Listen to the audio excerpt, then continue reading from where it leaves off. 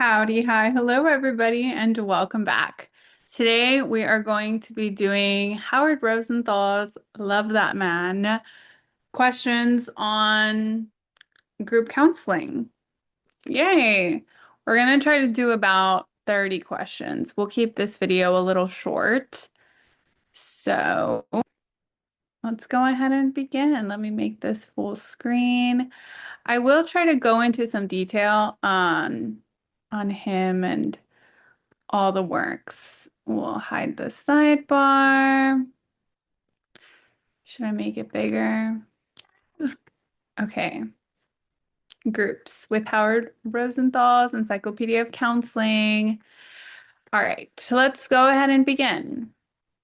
So question number 401.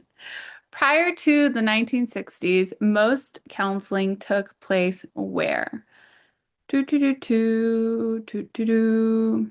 So before group counseling came into play, what kind of counseling did we have? We had regular one-on-one dyadic relationships. Di means two, fun fact. Um, I just I'm thinking back to my science days. But di means two, so this means two people in the relationship. The answer is C. The only thing that I don't love about Howard Rosenthal is that you can see the answers before you even read the question if you're scrolling too fast. So I'm gonna zoom it in like crazy for that particular reason. Okay, 402. A group has blank. Two, two, two, two, two, two, two, two, two. All of these are true. A membership that can be defined, some groups have unity and just interaction, and all share a purpose for being there. 403. The term group therapy was coined in 1931 by who? So first, let's talk about our options here. We have Frank Parson. Oh, I gave you guys the answer. Just ignore the bottom. We're just going to focus on the question. Frank Parson, think he is the father of guidance, vocational guidance. So he actually wrote a book that's called like Finding a Vocation or something about a vocation. And he's a career guidance guy. So anytime you think of Frank Parson, you think career theory. Jacob Moreno, he is the father of psychodrama. He had this like theatric company or something, and they would have the performances, and the performances were actually like really cathartic for the actors. So there he coined the term group therapy, which is the answer for this one is B. Williamson, it's the Minnesota viewpoint, and Fritz Perls, as we know, the father of Gestalt therapy. Now, Fritz Perls, Eric Erickson, no, not Erickson, Adler and Freud all also did group therapy. So it was used, but because the question is asking like who coined this phrase, it was Jacob Moreno. So the answer is B. And we'll go ahead and continue. 404. In the 1940s, two organizations for group therapy were created. Now, in order to know the answer to this, you do have to know most of the acronyms that you're going to see. So, for example, the NBCC, I think is the National Board of Certified Counselors, the GW, Association of Group Work or something. Um, and then APA, American Psychology Association. So the only ones for this one that makes sense are C, even though this one does have group work in it, because AAS, where are you? B mentions this or the associations of group work. This is the division of ACA that focus primarily on group intervention. The ASGW journal, The Specialist, is a publication you'll need to keep updated. Other abbreviations, NA, that's why I didn't know it. It's the National Association of Social Workers. And then AAS, suicidology. Yeah. So now we know the answer was C. Next. Okay, which serious work has been classified as the preface to group movement? So we just talked about this. Adler. The reason that it's Adler and not Freud, despite Freud also doing some group work, is because Adler did it with families. He did it during, and he was in Vienna too. You know who else was in Vienna at the time? It was Jacob Mordeno in the 1920s. Was it in the 1920s to 1923? That's not even the same. 10 years before. It was in Vienna. At least it was in the same place. Vienna waits for you. So the answer to this one is Adler. Primary groups are what? So we have primary groups, secondary groups, tertiary groups. I'd like to think that primary groups are going to be like the very first group that you try to give. So as you get more into the levels, it gets more severe. So for example, a primary group would be something like me giving a group at school, talking about how drugs are bad for you, so on and so forth. I'm trying to prevent students from experiencing drug use and ward off their problems. So the answer for this one would be A. Now, as we move through the groups, it becomes more serious. So here we go, the three classifications: primary, secondary, tertiary. Primary group, healthy lifestyle coping. Birth control. Secondary group is a problem or disturbance that's present but not severe. And then the third group would deal with the more serious and long-standing. It's the third rank. So for this one, again, the answer was A. 407. A group classified as secondary, this implies that what? We just talked about it. A difficulty or disturbance is present. You're not always going to have two therapists, though you could. Some rules when it comes to therapists in the group, and you have two of them, some conflicts that could come up. If you guys don't share the same modality, you can have different conflicts there because you're both addressing different things and looking at different things. But it's also good because you have second eyes, you have other people looking at what you're looking at, you can have different opinions, and those opinions might help. So, yeah, there's good and bad to everything. Next, when comparing a tertiary group with a primary and secondary group, the tertiary group is more severe. D.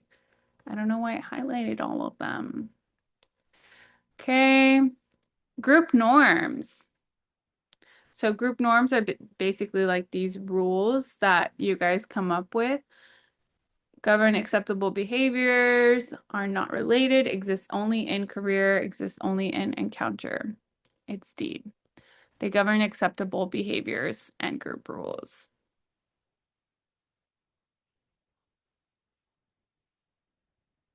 Norms are explicit and implicit. So they are both. Singing loudly will take it. Okay. And this is why I love this book. He literally makes me laugh so much while I'm like reading all these questions. Okay. 410. Group therapy initially flourished in the United States due to what? Guys, if I had $1 for every single time that the answer to one of these questions was the war, I would literally be rich because every single time that they're like, when did this start? Like, when did we start standardizing IQ testing? When did we start doing this? When did we start doing this? It's usually because of war, after war. And so the answer to this one, don't ever do this because I didn't read any of the other ones, but I'm pretty sure it's C. Again, I don't know because I haven't read all of them, but let me just check. Of course, of course. Let's just read it to double check. So, a shortage of individual therapists during the World War II. pressure from non-directive therapists, encountering groups, a shortage of competent career counselors, or Freud's lectures in this country. It was during World War II. Okay. Now, group content refers to materials discussed in the group setting. Group process refers to what? So how we're processing things, right? The manner in which the transactions and discussions will occur. Analysis of unconscious, that would be more of Freud, of Jung, not group therapy. Analysis of the ego, that's still Freud, Jung, Erickson, if we want to add another one. The T group paradigm, that's not the answer. The answer is D. Group cohesiveness, coming together, being a force, forces which bring people together. Next, some theorists feel that group therapy differs from group counseling, which is also called an interpersonal problem-solving group. In that, group counseling would be let me read these answer choices really quick down. That gives you guys a second to also read the answer choices.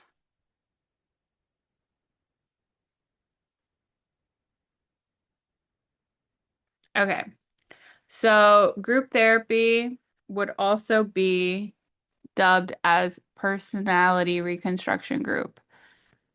And this would be a longer duration. So George Godza proposed a typology of 3 distinctive types of groups: guidance, counseling, and psychotherapy.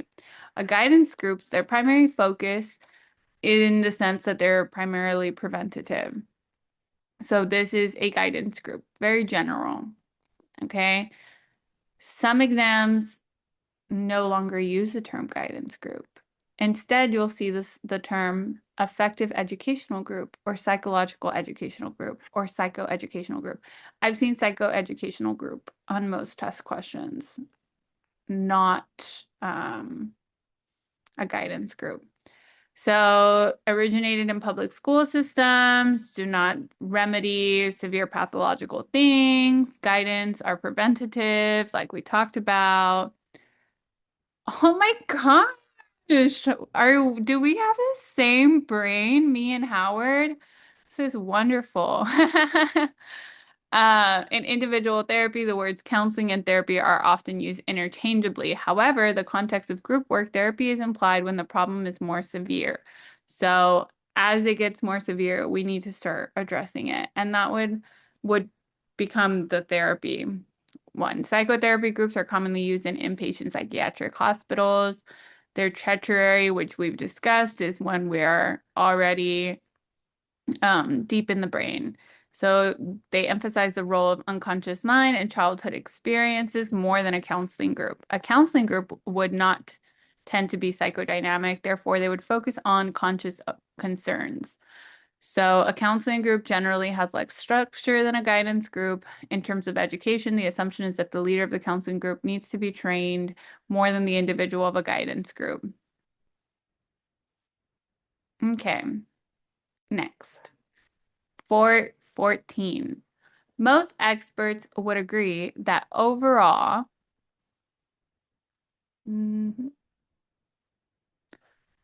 okay, so for this one, well-structured over unstructured, ethical guidelines forbid.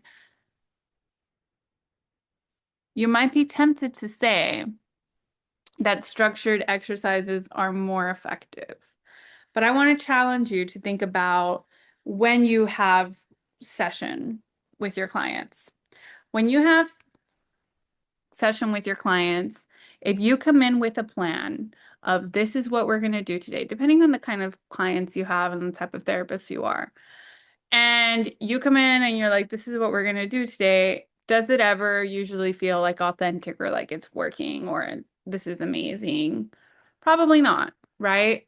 But when a client presents to you with a problem and then you're like, oh, I have a perfect technique for that. I have a perfect tool for that. Let me guide you through it. Then you get a better reaction.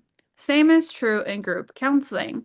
When you come in with a plan of this is the plan of attack, it's not going to be as effective versus, guys, how do you deal with this? And then, oh, that's awesome that you all shared about it, and then putting in yours. So for this one, structured exercises are less effective than unstructured techniques.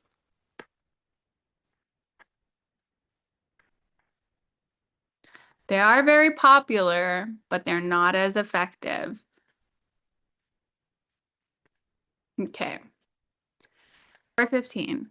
One advantage of group work is that counselors can see more clients at a given period of time.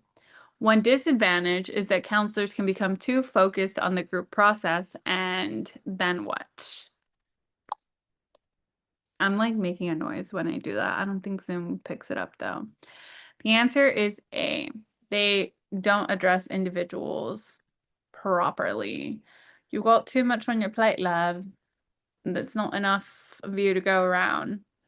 The answer is A. Next. According to the risky shift phenomenon, a group decision will, where you'll have a less conservative than the average group member's decision prior to the group discussion. So a group decision will be less conservative. Think back to a moment when you were a teenager. If you can't remember that far back, think of a teenager with whom you're currently familiar. For the most part, your decisions are fairly rational and conservative. Now, think about it if you guys all got together and say you were out on a night on the town, wouldn't you admit that the group sometimes were not as conservative? Same is true. The risky shift phenomenon is that behaviors are wild. Teen peer group. It dispels the popular notion that groups are very conservative. Some newer research indicates that group behavior is not necessarily more risky, but it does shift towards the social norms than individual decisions. So it literally risky shift. They're becoming more risky, so they're less conservative. And that's how you can remember that one. Okay, T groups training, because we're talking about like teachers who are being trained or employees that are being trained. That one was easy. Okay. A counselor suggests that their client join an assertiveness training group. Most assertiveness training groups are what? So assertiveness. I said aggressiveness. This is something that we want to change in our life. We want to become more assertive. I'm assuming this is why she's being sent on there. So what is like making you, how can you change it? That would be behavioral. Because we're trying to become more of this. Weight Watchers is a self-help group. I don't know if I'm explaining these enough. Maybe because, I don't know, like how else could I explain it? Marathon groups last a long time. They go on for multiple hours, usually a weekend. Psychotherapy groups we talked about earlier. And then T groups we just talked about. That's why I didn't explain that one as well, I guess. 420, ACA and American Association of Group Work Division recommends screening for potential group members for all groups. We always want to screen our members. Always, always, always. Who would not be an appropriate group member? That's a question for you guys. Okay. Literally, Howard Rosenthal and we are one and the same.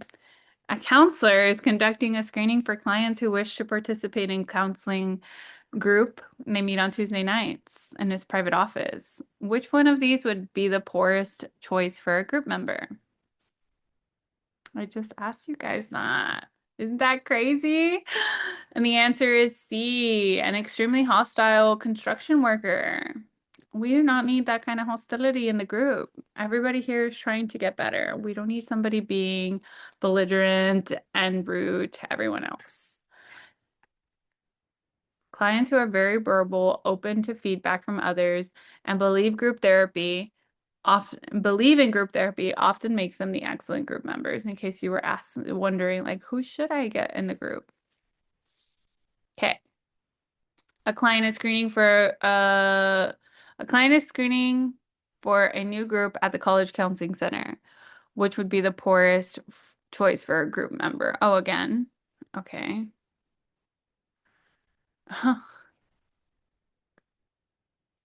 Okay. So here it's very obvious, I think, that this person should not be in a group. They should be in a hospital. A.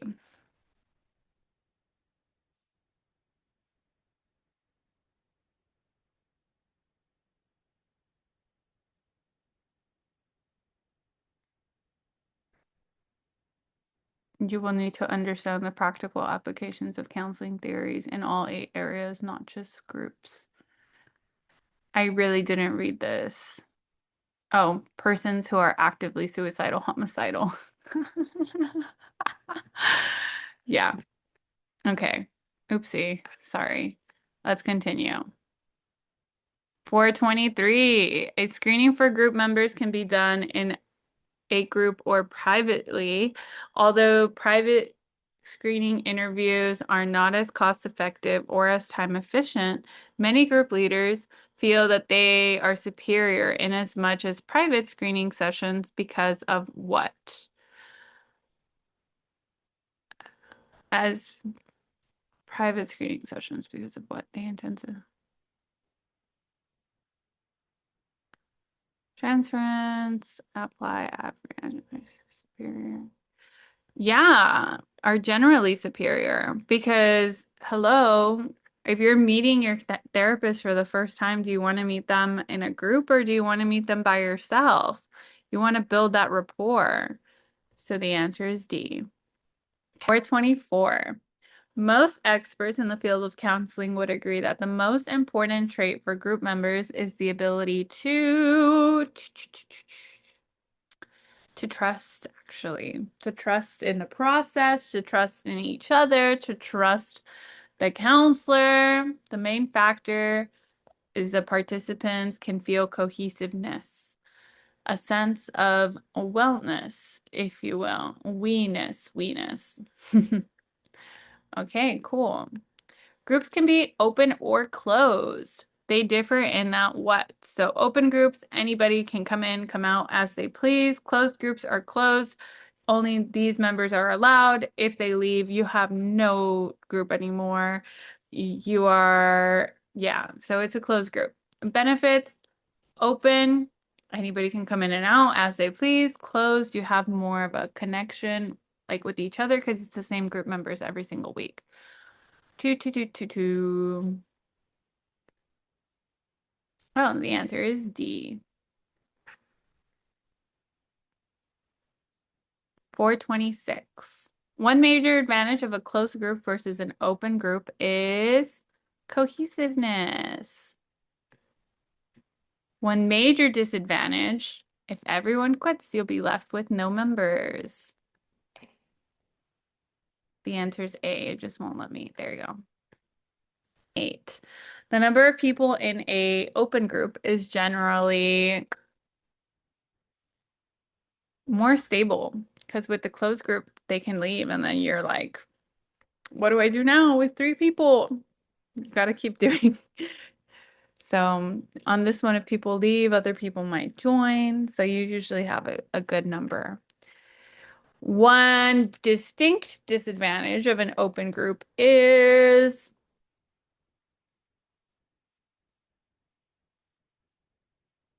the member who begins after the first meeting has missed information or experience.